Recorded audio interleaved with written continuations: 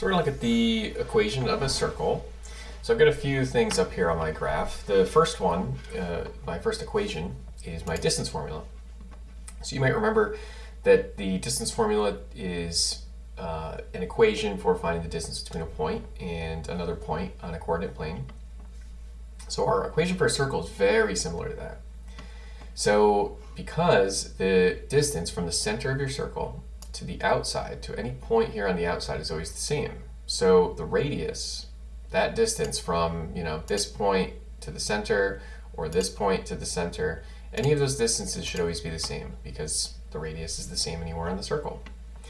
So for that reason, wherever your center of the circle is, that point is always going to be the same. So in the case of this circle right here, I have my center at something like 2 and 2. Those points in my equation are always going to be 2 and 2.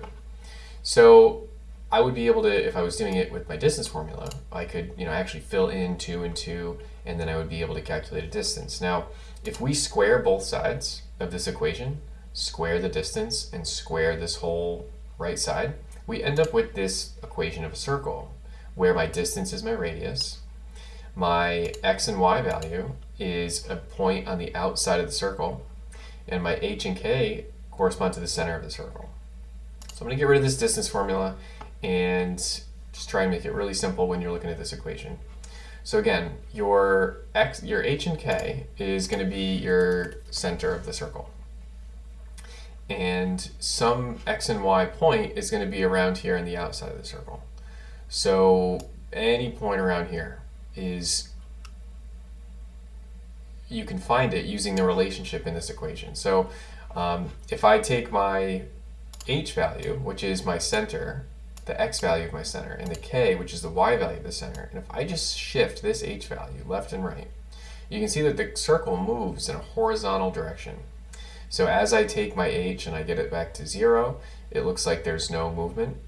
If I move it to the left, if I make my h value negative, it comes all the way over here to the left, and if I make it positive, it moves it all the way over here to the right. Now there's something really important to look at here.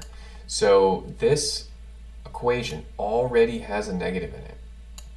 So when you have a value here of h equals 5.2, it's going to look in the equation like it's x minus 5.2. But because the equation already has a negative in it, it's going to look like, a negative means that the circle goes to the right, and it's going to look like a positive, right? A double negative, so negative 3.6, negative 3.6. That actually creates a positive number when you look at your equation. And it's going to look like when you have x plus 7 and moves to the left 7, you're going to think, oh, that's kind of an opposite. It's not really the case because this equation already has a negative in it. So when you put another negative in for h to move it to the left, then it's going to show up as a positive in the equation. Now, so moving it left and right is what you do with the h value, and you can remember that because that's attached to the x. So x values move along the x-axis. The k is the same thing but for the y. So as you adjust this k value, make it negative, make it positive, it moves the circle up and down. So a negative k goes down, a positive k goes up. Again, remember there's already a negative in this equation. So when you see y minus 3, for example, if I come over here and I make this a 3, y minus 3, it's going to move it up 3. Because there's already a negative in the equation, the k is actually a positive value here. Now your radius gets bigger and smaller as you increase or decrease. So if you make this r value larger or smaller, you're going to see that the circle gets bigger or smaller. Now the r value is squared, so when I make this r3, when you look at the equation, it's actually going to show up as something like 9. So let's take this circle and we'll put in some nice integer values for these numbers. And then I'll actually type in the equation of that circle so that you can see what it looks like with the numbers filled in. So this circle would be x minus a minus 3 squared plus y minus 2 squared equals the radius squared. So again, I took my h of -3 and I put it into the equation. I took my y the k value of 2 and put that into my equation, right? There's already a minus. And then my 3 for my radius, I put that in here. So when you simplify this equation, you actually end up with x plus 3 squared plus y minus 2 squared equals 9, because 3 squared is 9. So this equation and this equation are the same thing. I just simplified my x minus a -3. So in short, you'll see that this positive 3 here is really minus a -3. So the shift is still to the left 3. That's why this circle is 3 to the left. This y minus 2, the minus is in the original equation already. So really the k value is just 2, which means it's a shift up 2. My radius was 3 squared, so that's 9. So sometimes when you're looking at the equation of a circle, you need to actually take the square root of the final number. So if it's written like this, you can really easily see that the radius is 3. But if it's written like this, you may need to take the square root in order to adjust that.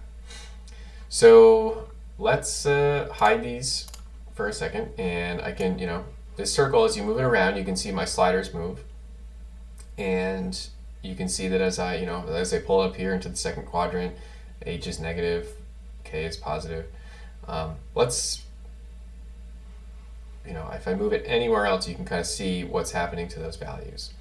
So I'm going to pause the video for a second and write the equation of a circle that you might not be able to see.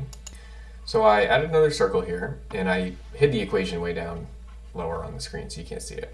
So I'm going to write the equation for this circle. So this green circle here, when you look at it, oh shoot, you can see. Well, we'll still talk through it. So this green circle here, first things first, look at where the center of the circle is. And because my graph is skipping by 2's right now, I'm just going to change that so that my graph skips by 1's. It's a little easier to see.